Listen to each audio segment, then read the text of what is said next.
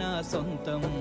రాదురా ఏ విజయం నీ కోసం నా కోసం, ఎటుపోదురా నువ్వు చేసిన కష్టం ఎప్పటికైనా సొంతం. కాలంతో పయనించేవాడికి కానిది ఏముంది, సాధనతోనే సాధ్యమవ్వునని సదాశయంతో సాగర ముందుకు. రాదురా ఏ విజయం నీ కోసం నా కోసం, ఎటుపోదురా నువ్వు చేసిన కష్టం ఎప్పటికైనా సొంతం.